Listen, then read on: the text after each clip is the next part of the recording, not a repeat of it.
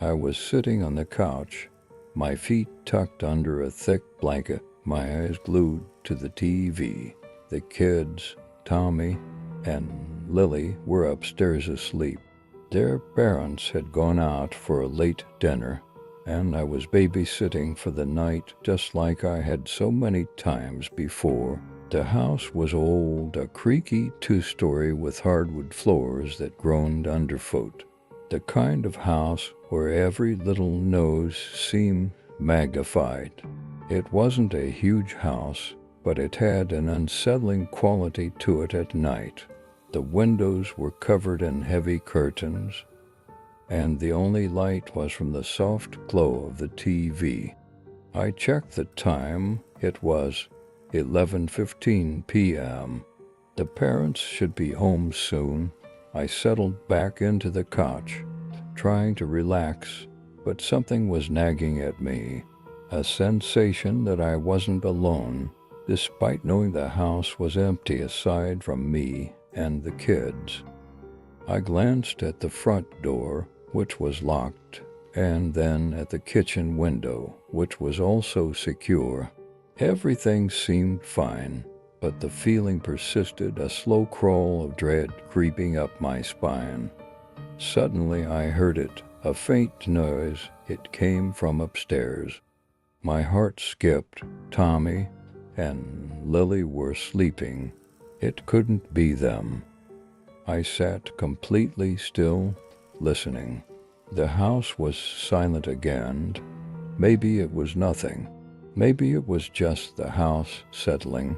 But then I heard it again, a soft thud followed by the unmistakable sound of footsteps.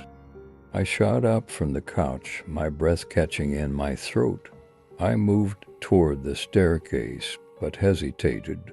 The kids, were they okay? Should I check on them? Should I call their parents? No, I couldn't panic. I had to be rational. I crept toward the stairs and listened again. Another thud. This time it was much closer. The hairs on the back of my neck stood up. Someone was in the house. I grabbed my phone from the coffee table, my hand shaking as I dialed 911. My voice barely came out when the operator answered. 911. What's your emergency? There's someone in the house, I whispered, nearly choking on the words. I'm babysitting, and I think there's an intruder. The kids are upstairs. Stay calm. Where are you right now? I'm in the living room, I muttered, trying to keep my voice steady. The kids are upstairs in bed. I was cut off by a loud crash from above. It sounded like something heavy had been thrown to the floor. I held my breath. The operator spoke, but I couldn't hear her over the pounding in my ears. Stay on the line, she said. The police are on their way. Stay hidden and lock all doors. I didn't think I could make it to a door, let alone lock it. I couldn't move. My body felt like it had turned to stone. My eyes darted around the room, searching for something, anything to use for protection. I heard the footsteps again, but this time they were slow, calculated. Whoever it was taking their time, walking deliberately. I couldn't hear them clearly, but I knew they were coming down the stairs. My mind raced. Should I hide? Should I run upstairs and get the kids? I wanted to scream, but nothing came out. I was paralyzed. Then I heard it, a soft, raspy voice, barely a whisper.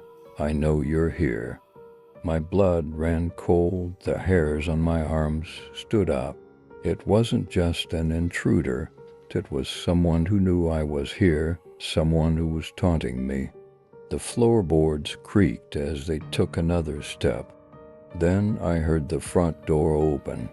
I didn't move. I didn't even breathe. Footsteps, softer this time, moved past the living room, heading toward the stairs.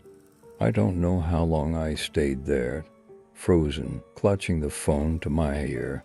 My mind was racing. What if they were already upstairs with the kids? What if I was too late?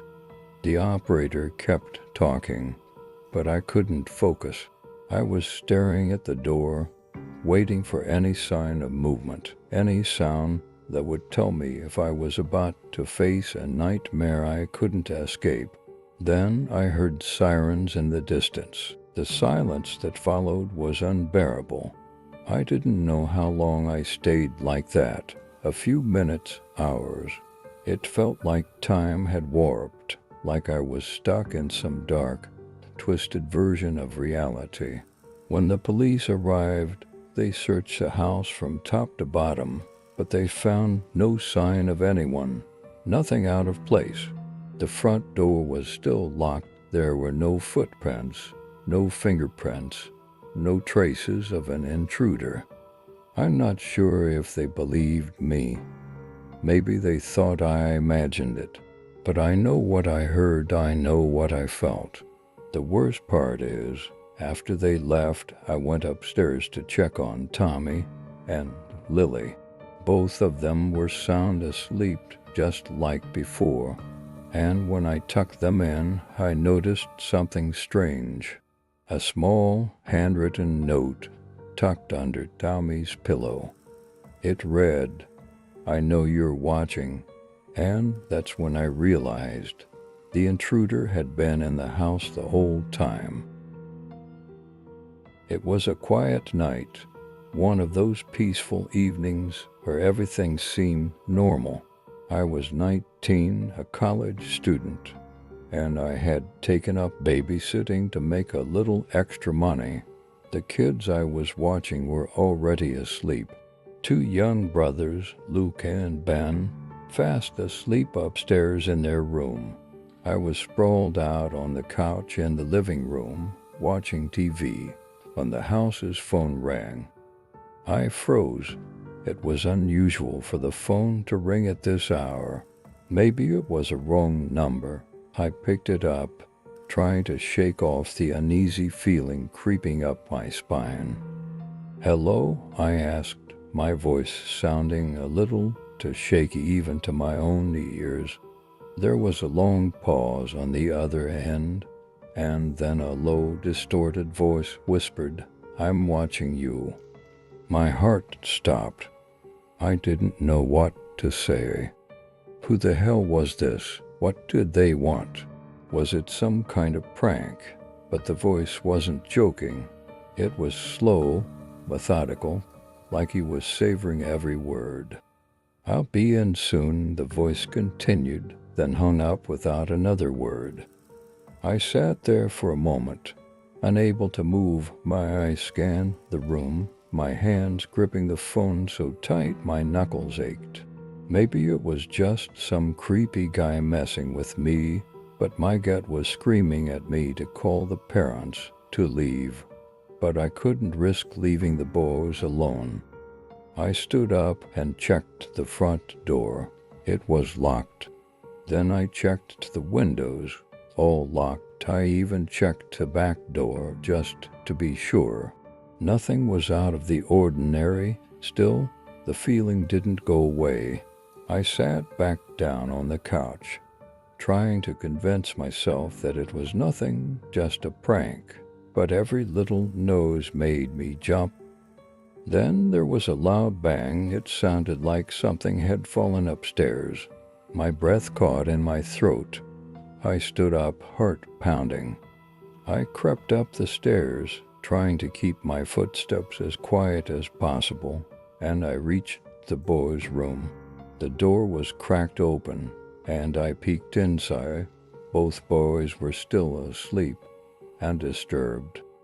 Relieved, I turned to leave the room when I heard it.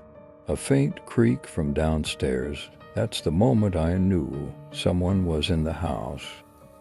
I rushed to the boys' room and locked the door, my pulse racing. I tried to think, to breathe. My phone was downstairs, but I couldn't go back down there. I had to protect them. There was no way I could get to the phone now. I grabbed the lamp from the bedside table. hoping to use it as a weapon if I needed to. Suddenly, I heard a soft, deliberate footstep on the stairs. I pressed my back against the door, trying to be as quiet as possible, but the sound of footsteps got closer. I could feel my hands shaking as I waited for the inevitable. Would he break through the door? Would he hurt us? The fear was overwhelming, suffocating. The door handle rattled. I held my breath, my whole body tensed as the door shook violently. I couldn't see the man, but I could hear his breathing, heavy and labored, as if he was enjoying every second of this. The door rattled again, harder this time. I had no choice. I had to act. In a split second, I bolted from the room, running as fast as I could down the hall and toward the window at the end of the corridor.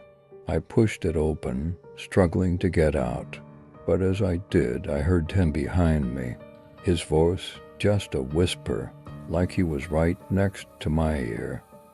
I finally forced myself through the window, stumbling out into the cold night. I ran, not looking back, not caring where I was going, just needing to get far away.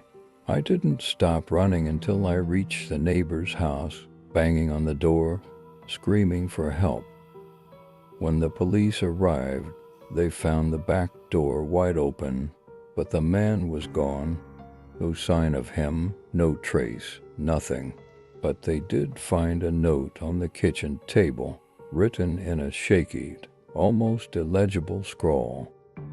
"I'll be back, and next time you won't get away." The parents came home to find me shaken, pale, and terrified. The boys were fine, but I never babysat again. I couldn't shake the feeling that someone was always watching, waiting, and I couldn't ever escape the nightmare that had begun that night. I will never forget the night I was utterly terrified by something I couldn't explain. It happened last winter when my girlfriend, Emily, was asked to babysit her neighbors' two kids, Mia and Ethan. They were sweet kids. Mia, the older one, was about 10, and Ethan, the younger, was 7. Emily and I had been dating for about 6 months, and she thought it would be fun if I joined her to keep the kids entertained while their parents were out. At first, everything was normal. We played board games, made pizza, and the kids were full of energy, running around the house, laughing. But as the night wore on, things started to feel off. I couldn't put my finger on it, but there was a strange energy in the air. Around 9:30, the kids started acting weird. Mia would look at me with this blank stare, like she was seeing something I wasn't. She'd speak in a low voice, something that sounded unnatural for a child her age. "Don't worry," she whispered to me, "we're watching you." I chalked it up to her being a typical kid, maybe trying to scare me for fun. Ethan was playing in the corner, stacking blocks, but every now and then he'd stop and glance toward the hallway with an expression I could only describe as fearful. "Are you okay, Ethan?" I asked him.